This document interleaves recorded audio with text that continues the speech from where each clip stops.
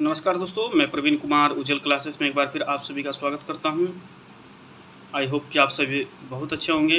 तो दोस्तों, आज की इस वीडियो में हम लोग पढ़ने वाले हैं क्लास 8 का जो चैप्टर नंबर 6 हम लोग पढ़ रहे थे, जंतुओं में जनन। तो वहां पे हमने आपको बताया जनन क्या है, जनन की विधियाँ क्या है, और हमने फिर टॉपिक पे चर्चा किया था मानव जनन अंग और नर जनन अंग और मादा जनन अंग। ठीक है, उसके बाद हमने आपको बताया था निषेचन।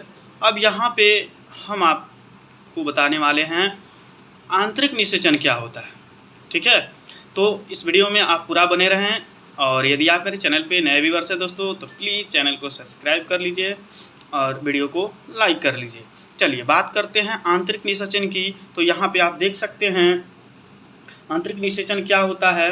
ठीक ना, तो देखिए, वह निषेचन जो मादा के शरीर के अंदर होता है आंतरिक निषेचन कहलाता है। ठीक है, मतलब इसका आंतरिक निषेचन का मतलब होता है ना कि जो उसमें मेल गैमेट्स बनता है, फीमेल गैमेट्स बनता है, यानी नर मादा युग्मक बनता है, और ये जब दोनों बनते हैं तो दोनों आपस में क्या करते हैं, मिलते हैं, और फर्टिलाइजेशन की क्रिया होती है, जिससे युग्मनज का निर्माण होता है। ठीक है, जो टूयन हो जाता है। तो भ्रूण वो किसके अंदर होता है, वह यूट्रस के अंदर होता है, गर्भाशय के अंदर होता है। ठीक ना, और वहाँ पे गर्भाशय में ही भ्रूण बड़ा होकर के क्या होता है, बच्चे का धारण कर लेता है। ठीक है, तो ये आंतरिक निषेचन कहने का मतलब है कि निषेचन की प्रक्रिया कहाँ होती है, मतलब भ्रूण के अंदर होता है। जब वह शरीर के अंदर होता है तो उसको आंतरिक निषेचन बोला जाता है। ठीक है, देखिए जैसे कह रहा है यहाँ पे, मनुष्य, गाय, कुत्ते तथा मुर्गी इत्यादि के अनेक जंतुओं में आंतरिक निषेचन होता है। जैसे मान लीजिए मनुष्य में, ठीक है, फीमेल में क्या होता है, जो मादा होती है उसमें क्या होता है, उसके अंदर यूट्रस यानी गर्भाशय में क्या होता है, आंतरिक निषेचन होता है, युग्मनज बनता है, भ्रूण बनता है, और वही भ्रूण विकसित होकर के बच्चे का रूप धारण कर लेता है। अरे बात समझ में। देखिए, गाय भी है, ठीक है ना, कुत्ता भी है, मुर्गी भी है, ये सब क्या करते हैं, आंतरिक निषेचन करते हैं। ठीक ना, मतलब साफ साफ शब्दों में समझिए कि आंतरिक निषेचन का मतलब है कि जो बच्चा होगा वो गर्भ के अंदर बनेगा, गर्भ के अंदर। ठीक है, जो भ्रूण बनेगा कहाँ, गर्भ के अंदर होगा। ये बात समझ में। चलिए आगे देखते हैं नेक्स्ट। अब यहाँ पे और बाकी सब यहाँ पे कुछ आपको इसमें मेंशन नहीं करना है। ठीक है, अब यहाँ पे आ जाइए। देखिए यहाँ पे आपको दूसरा हेडिंग समझना है, क्या, बाह्य निषेचन। अब यहाँ पे दूसरा हेडिंग क्या करेंगे आप, बाह्य निषेचन क्या होता है, बाह्य निषेचन, इसको हम लोग जानेंगे। ठीक है, तो बाह्य निषेचन में क्या होता है, देखिए, यानी वह निषेचन जिसमें नर एवं मादा युग्मक का संलयन मादा के शरीर के बाहर होता है, बाह्य निषेचन कहलाता है। ठीक ना, तो इसमें देख रहे हैं कि वह निषेचन जिसमें नर एवं मादा युग्मक का संलयन मादा के शरीर के बाहर होता है, बाह्य निषेचन कहलाता है। मतलब जो निषेचन की क्रिया होती है ना, वह अब शरीर के अंदर नहीं होगा।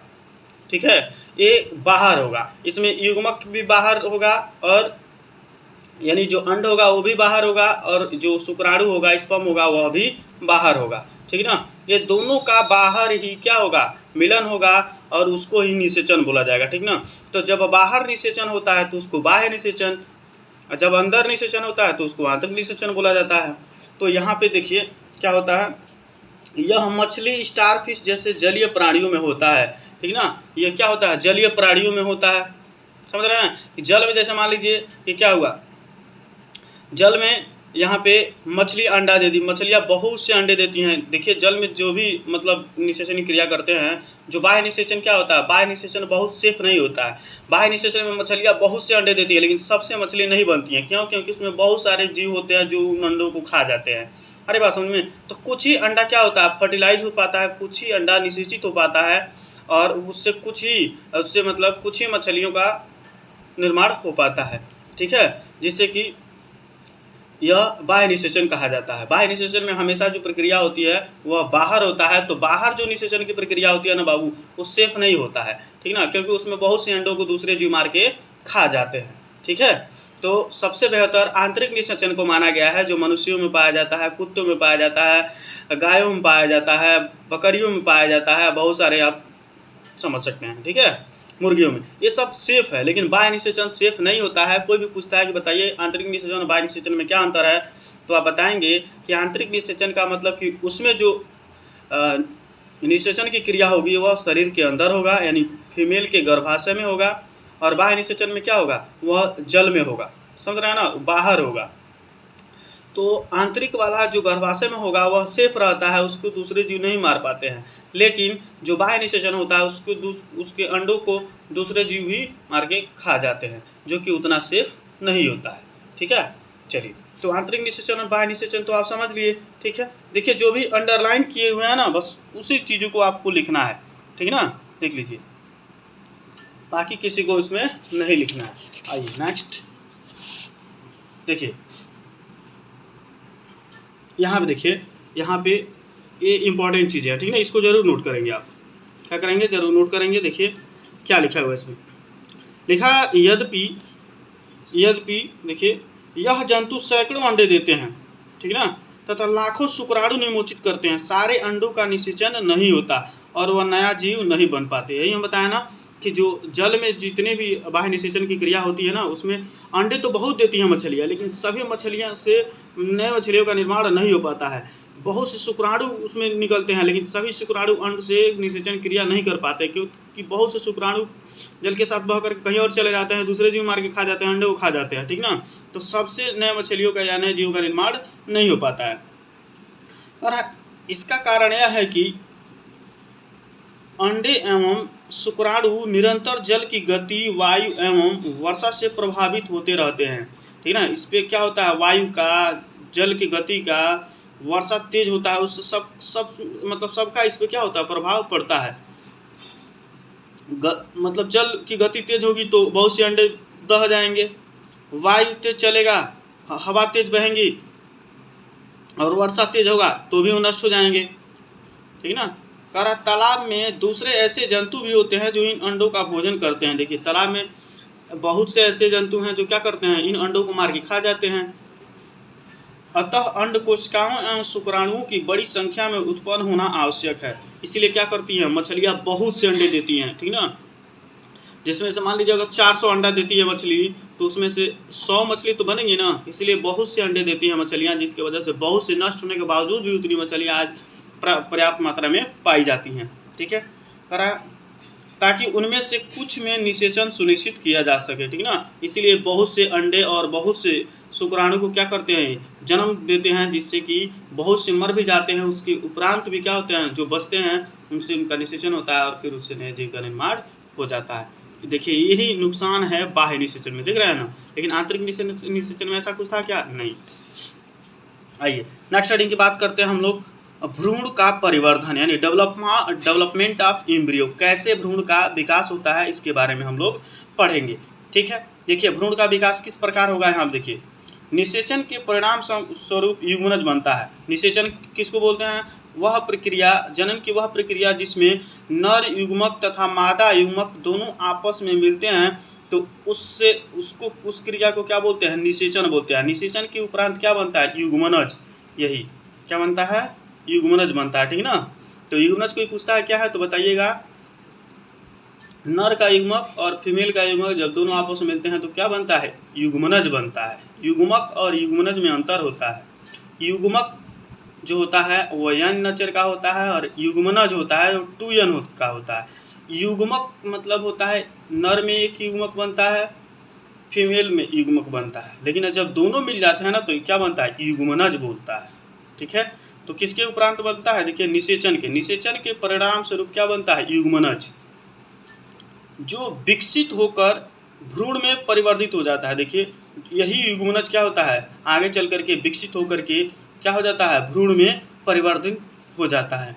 कह रहा है, युग्मनज लगातार विकसित होकर कोशिकाओं के गोले में बदल जाते हैं। यही युग्मनज लगातार विकसित होकर के कोशिकाओं में क्या हो जाता है, बदल जाता है। तत्पश्चात मतलब उसके बाद कोशिकाएं समूहकृत होने लगती हैं, और यही कोशिकाएं क्या होती है, समूहकृत होने लगती हैं तथा विभिन्न ऊतकों और अंगों में परिवर्धित हो जाती हैं।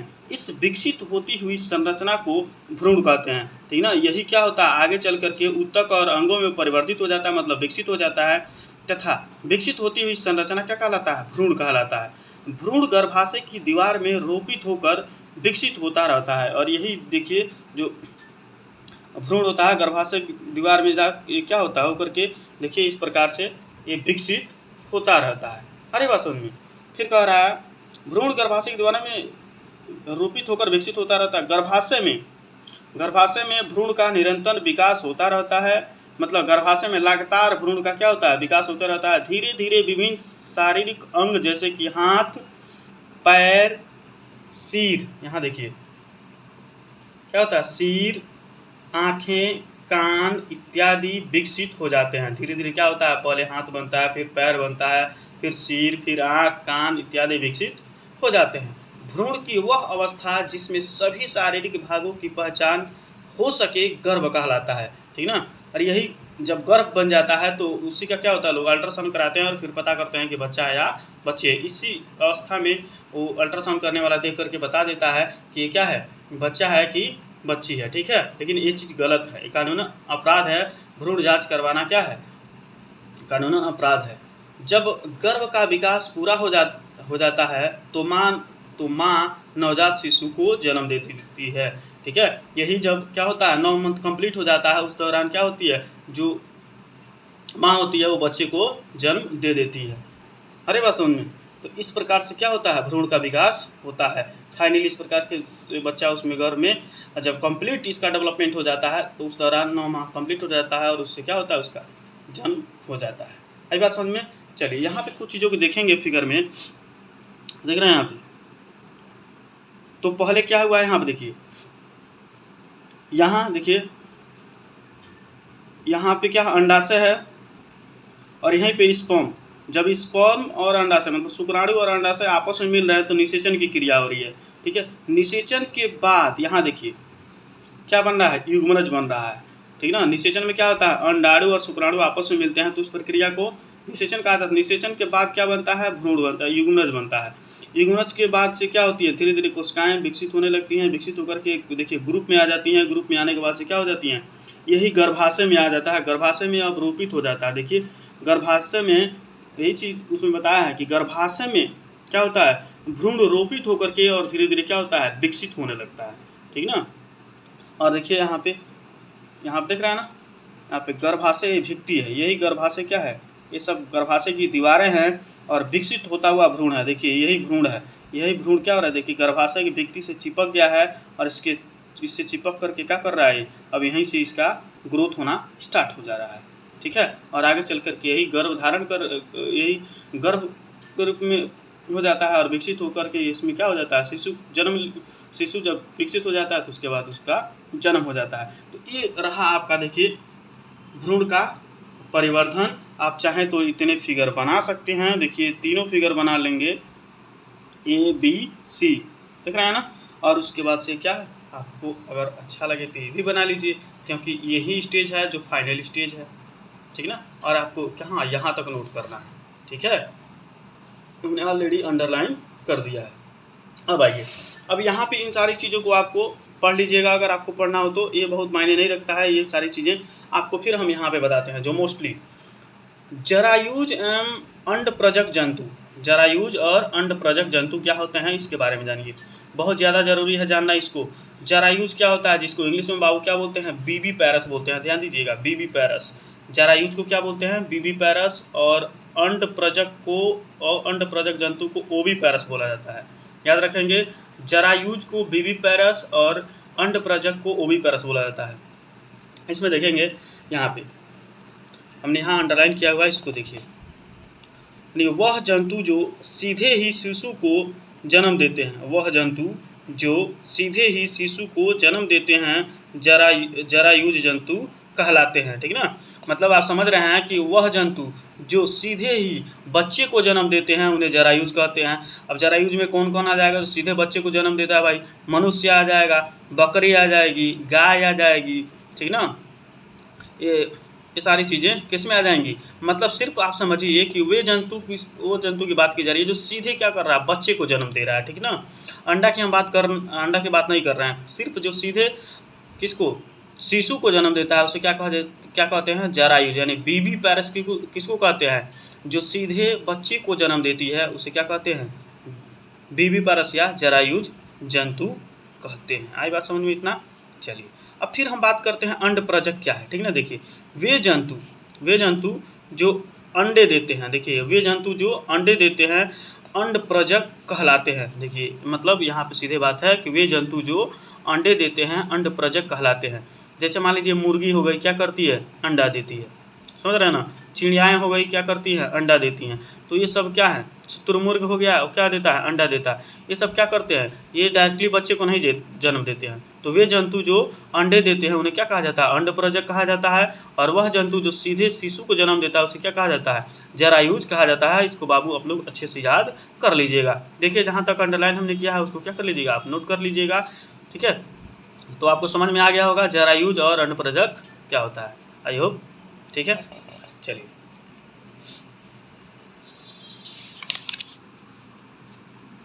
देखिए अब यहाँ पे आप समझेंगे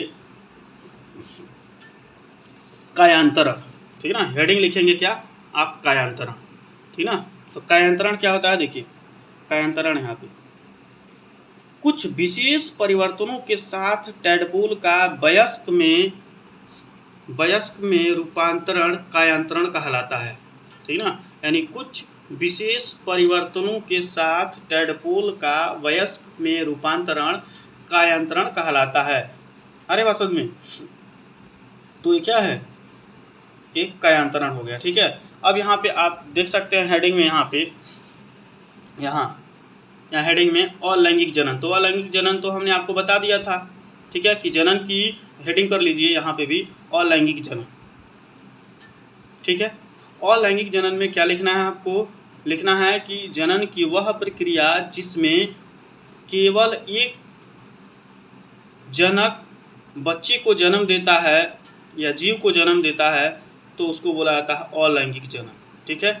या ऐसे भी बोल सकते हैं कि जनन की वह प्रक्रिया जिसमें केवल एक जनक भाग लेता है उसे क्या कहा जाता है, अलैंगिक जनन कहा जाता है, ठीक है। आप नोट कर लीजिए कि जनन की वह प्रक्रिया जिसमें केवल एक जनक नए जीव का उत्पत्ति करते हैं अलैंगिक जनन कहलाता है।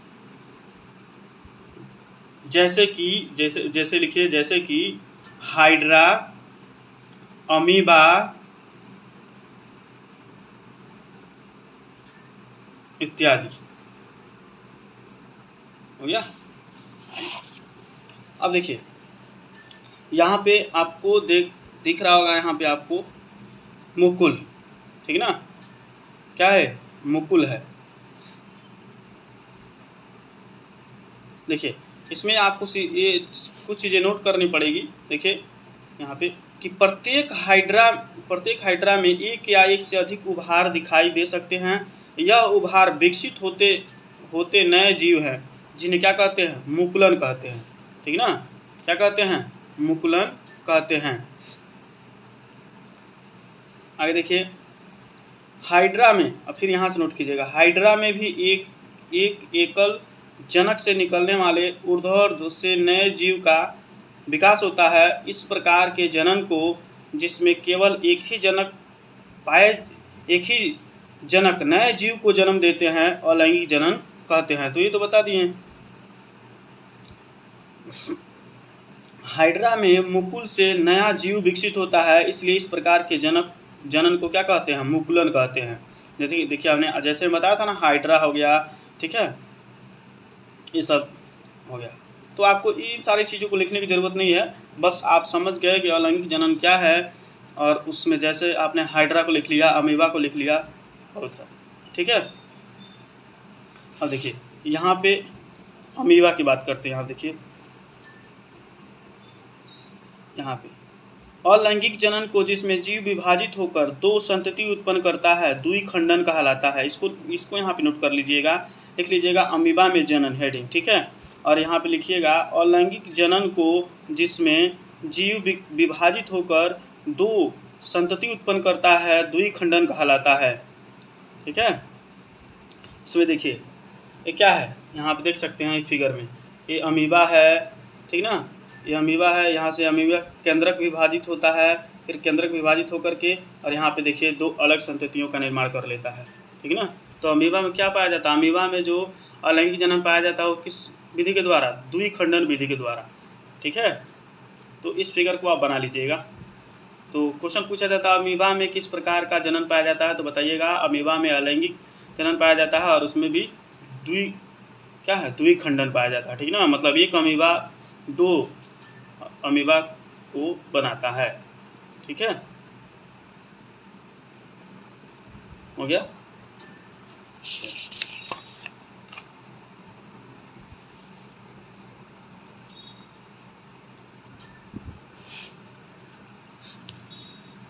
यहाँ पे भी बहुत सारी चीज़ें रहती हैं। देखिए आपने क्या सीखा, ठीक है, ये सारी चीज़ें इसमें क्या हैं, अवेलेबल हैं। आपने पूरे चैप्टर में जो पढ़ा, चलिए एक बार हम रिवाइज कर देते हैं इसको। देखिए जंतु 2 विधियों द्वारा प्रजनन करते हैं, यह है लैंगिक जनन तथा अलैंगिक जनन, ठीक है। आपको पता है कि जंतुओं में जनन 2 प्रकार का होता है, लैंगिक जनन तथा अलैंगिक जनन, ठीक है। अब देखिए दूसरा में क्या कर रहा है, नर युग्मक एवं मादा युग्मक के संलयन द्वारा जनन को अलैंगिक जनन लैंगिक जनन कहते हैं, ठीक है। लैंगिक जनन में क्या होता है, मादा का भी गैमीट होना चाहिए और नर का भी गैमीट होना चाहिए। जब दोनों आपस में मिलते हैं तो क्या बनता है, कौन प्रक्रिया होती है, लैंगिक जनन, ठीक है। चलिए आगे बात करते हैं। अंडाशय, अंडवाहिनी एवं गर्भाशय मादा के जनन अंग है, यानी अंडाशय, अंडवाहिनी, गर्भाशय। अंडाशय में क्या होता है, अंड बनता है, और अंडवाहिनी में क्या होता है, निषेचन होता है, और गर्भाशय में क्या होता है, भ्रूण का विकास होता है, ठीक है। फिर यहाँ बात करते हैं नर के जननांग। तो नर में क्या क्या होता है आपको पढ़ा चुके हैं, वृषण, शुक्राणु नली और शीशन, 3 भाग आपको बताए थे। चलिए फिर कह रहा है अंडाशय मादा युग्मक उत्पन्न करते हैं, ठीक है ना, यानी जो अंडाशय होता है केवल अंड बनाता है, जिसे क्या कहते हैं, अंडाणु अथवा अंडकोशिका भी कहते हैं। वृषण नर युग्मक उत्पन्न करते हैं, जिसे क्या कहते हैं, शुक्राणु। तो आप याद रखिएगा कि अंडाशय क्या बनाता है, अंड बनाता है, ठीक है, और वृषण क्या बनाता है, तो शुक्राणु बनाता है। फिर अंडाणु, देखिए यहाँ पे अंडाणु एवं शुक्राणु का संलयन निषेचन कहलाता है। जहाँ अंडाणु और शुक्राणु आपस में मिलते हैं तो उसी को क्या कहा जाता है, निषेचन कहा जाता है। हमने अभी आपको पढ़ाया। निषेचित अंड युग्मनज कहलाता है। देखिए, और वही जब दोनों आपस में, शुक्राणु और अंडाणु जब दोनों आपस में मिल जाते हैं तो उससे क्या बनता है, युग्मनज बनता है, ठीक है। चलिए नेक्स्ट की बात करते हैं। मादा के शरीर के अंदर होने वाले निषेचन को आंतरिक निषेचन कहते हैं। हमने अभी आपको पढ़ाया, ठीक है। आंतरिक निषेचन के बारे में इंटरनल फर्टिलाइजेशन इंग्लिश में बोला जाता है कि मादा के शरीर के अंदर होने वाले निषेचन को आंतरिक निषेचन कहते हैं। यह मनुष्य एवं अन्य जंतुओं की, जैसे कि मुर्गी, गाय एवं कुत्ते, बकरी इत्यादि में होता है। बहुत सारे जीव हैं, ठीक है। अब आइए बाह्य निषेचन। वह निषेचन जो मादा के शरीर के बाहर होता है बाह्य निषेचन कहलाता है। यह मेढक में पाया जाता है, मछली में पाया जाता है, स्टारफिश इत्यादि में पाया जाता है, ठीक है। याद रखिएगा, बहुत इंपॉर्टेंट है ये चीज़ें। आपको जैसे पूछ दिया जाता है बाह्य निषेचन क्या कहलाता है, तो आराम से बताएंगे कि वह निषेचन जो मादा के शरीर के बाहर होता है उसे बाह्य निषेचन कहते हैं। अब पूछा जाता है कि बाह्य निषेचन के उदाहरण बताइए, किसमें पाया जाता है, तो मेढक में पाया जाता है, मछली में पाया जाता है, स्टारफिश में पाया जाता है। आई बात समझ में। फिर देखिए युग्मनज में अनेक विभाजन होते हैं तथा भ्रूण बनता है, ठीक है। तो जब युग्मनज बन जाता है उस दौरान बहुत से विभाजन होते हैं, उसके बाद आगे क्या बनता है, भ्रूण का विकास होता है। फिर नेक्स्ट, भ्रूण गर्भाशय की दीवार में स्थापित होता है जहां उसकी वृद्धि एवं परिवर्तन होता है। मैंने आपको पढ़ाया कि दिखाया भी फिगर में, देख लीजिएगा कि भ्रूण गर्भाशय की दीवार में स्थापित हो जाता है, मतलब चिपक जाता है, जहां उसकी वृद्धि और विकास वहीं कंप्लीट होता है। देखिए भ्रूण की वह अवस्था जिसमें सभी शारीरिक भाग विकसित होकर पहचान योग्य हो जाते हैं उसे गर्भ कहते हैं। देखिए भ्रूण वही भ्रूण है, भ्रूण में ही क्या होता है, बच्चे का शारीरिक विकास होता है, जहाँ पे उसका दिल बनता है, मतलब पूरे उसके शरीर का निर्माण होता है, ठीक ना। तो देखिए पहले क्या होता है भाई, पहले सेल बना, उसके बाद क्या बना, उत्तक से क्या बनता है, अंग बनता है, ठीक ना। तो यही विकसित होकर के क्या एक गर्भ बन जाता है, और गर्भ जब बन जाता है तो उसे आसानी से पहचाना जा सकता है कि बच्चा है कि बच्ची है, तो उसी को क्या कहते हैं, गर्भ। इसी दौरान क्या करते हैं लोग, बच्चे को गर्भ जांच करवा करके, और गर्भ अगर लड़का चाहिए और लड़की है तो लड़की को मरवा देते हैं। ये गलत चीज़ें हैं, ठीक ना। ऐसा किसी को नहीं करना चाहिए, हमारे देश में ऐसी प्रथा नहीं होनी चाहिए, ये बिल्कुल गलत है। लड़के और लड़कियों की दोनों का बराबर का दर्जा मिलना चाहिए, ठीक ना। आई होप कि आप इन सारी चीज़ों को समझेंगे और आगे जो आने वाले जो समय हैं आप ऐसा बिल्कुल नहीं करेंगे, ठीक है, और दूसरे को भी एडवाइज नहीं करेंगे। फिर कह रहा है, देखिए, मनुष्य, गाय एवं कुत्ते जैसे जंतु जो शिशु को जन्म देते हैं उन्हें क्या कहा जाता है, जरायुज जंतु कहा जाता है। हमने बताया आपको कि जरायुज किसे कहते हैं, बीबीपैरस किसे कहते हैं, कि वे जंतु जो सीधे सीधे क्या करते हैं, शिशु को जन्म देते हैं, उन्हें क्या कहते हैं, जरायुज कहा जाता है। आपको जैसे हमें पता है, देखिए यहाँ पे मुर्गी, मेढक, छिपकली, तितली जैसे जंतु जो अंडे देते हैं, यानी वे जंतु जो अंडे देते हैं उन्हें क्या कहा जाता है, अंड प्रजक जंतु कहा जाता है। जैसे मान लीजिए मुर्गी हो गई, मेढक हो गई, छिपकली हो गई, तितली, सारी चीज़ें रिवाइज करा रहे हैं हम आपको एवरी चीज़, जितना चीज़ इसमें मैं आपको बता रहा हूँ ना, बताने वाला हूँ, सब कुछ मैं आपको पढ़ा चुका इस चैप्टर में।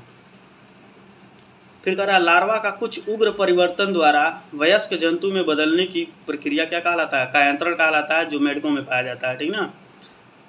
चलिए, तो कई बार पूछा जाता है आपके क्लास में कि कायांतरण क्या होता है, तो बताएंगे कि लार्वा का कुछ उग्र परिवर्तन द्वारा वयस्क जंतु में बदलने की प्रक्रिया क्या कहलाता है, कायांतरण कहलाता है। देखिए, जनन का वह प्रकार जिसमें केवल एक ही जीव भाग लेता है क्या कहलाता है, अलैंगिक जनन कहलाता है। ये तो आपको बहुत अच्छे से याद हो गया होगा, यानी जनन का वह प्रकार या प्रक्रिया जिसमें केवल एक ही जीव भाग लेता है उसे क्या कहते हैं, अलैंगिक जनन कहते हैं, ठीक है। इसको याद कर लीजिएगा, या मैंने जो लिखा है उसको याद कर लीजिएगा। जो यहाँ देखिए, हाइड्रा में मुकुल द्वारा नए जीव विकसित होते हैं। इस प्रकार के अलैंगिक जनन को मुकुलन कहते हैं, ठीक ना। तो हमने बताया कि अलैंगिक जनन में मुकुलन हाइड्रा में होता है, ठीक ना, और द्विखंडन अमीबा में होता है। देखिए, अमीबा स्वयं दो भागों में विभाजित होकर संतति उत्पन्न करता है। इस प्रकार के अलैंगिक प्रजनन को द्विखंडन कहते हैं। देखिए, अमीबा में क्या पाया जाता है, द्विखंडन पाया जाता है, ठीक ना। अमीबा स्वयं क्या करता है, विभाजित होकर के, और एक अमीबा क्या करता है, दो अमीबा को बना देता है, और इसी को क्या बोला जाता है, अलैंगिक प्रजनन बोला जाता है, ठीक है। तो अमीबा में किस प्रकार का पाया जाता है, तो द्विखंडन पाया जाता है। आई बात समझ में। चलिए, तो ये चीज़ हो गया। अब देखिए, एक और छोटा सा हेडिंग है जिसको मैं आपको नेक्स्ट वीडियो में बताऊंगा, ठीक ना। आप इसको अच्छे से पूरा रिवाइज कर लीजिएगा, बार बार पढ़िएगा, पूरा एनसीईआरटी है। आपको जो बुक से पढ़िए, नहीं समझ में आता है तो वीडियो में पूरा देख लीजिए, एक एक चीज़ को बारे में आपको बता दिया गया, आपको अच्छे से सारी चीज़ें समझ में आ जाएंगी। हाँ, याद जरूर कीजिएगा इसको, ठीक ना। कॉपी में नोट जरूर किया जाता है, नोट करेंगे, पढ़ेंगे तो आपको सारी चीज़ें लर्न हो जाएंगी, ठीक है। चलिए, थैंक्स फॉर वॉचिंग वीडियो। जय हिंद।